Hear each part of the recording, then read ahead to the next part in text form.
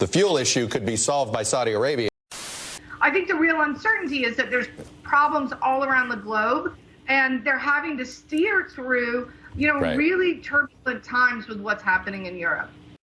The problem that's causing high inflation is we can't provide all the goods and services that people want. As a result, prices are getting pushed up. So what the Fed's going to do is try to reduce demand. There's pressure on the government to do is reduce demand by we've already seen them pull away the support they were giving families, so pulling away that income, reducing demand, and that feels really counterintuitive to people, because what they actually want is they want to see supply increase. They want to be able to buy, they want to be able to buy as much gas as they're buying. They don't want for everybody to pull back on buying gas and that to be what drives the price down.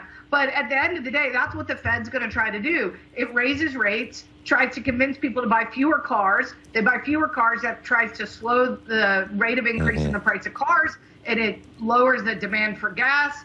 So that's the process. And the question will be how quickly it happens versus how slowly, whether or not they can realize, hey, we've slowed demand enough that we don't need to go so far that would put us into a recession. I think the real uncertainty is that there's problems all around the globe, and they're having to steer through, really turbulent times with what's happening in Europe. Now, look, and the two of you are not diplomats. I mean, the fuel issue could be solved by Saudi Arabia, but that's a whole nother ball of wax that I want to get you. And Doug, you want to jump in? Yeah, I think a theme underneath both our comments is that in the absence of a mistake, we're not going to have a recession. I think the recession talk is way too big right now. So what is this going to look like? What is bottom?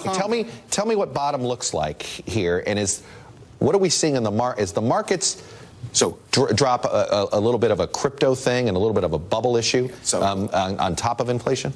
Lesson number one: do not evaluate the economy based on the stock market. Of course, never do that.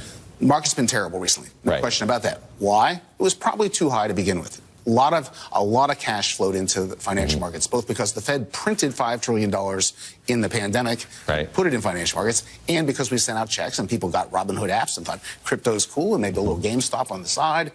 And now that's going away. Rates are going up, and they're coming back to reality.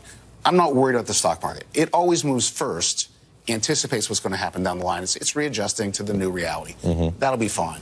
I think the economy itself is going to grow solidly this year, solidly next year, in the absence of something we don't know about.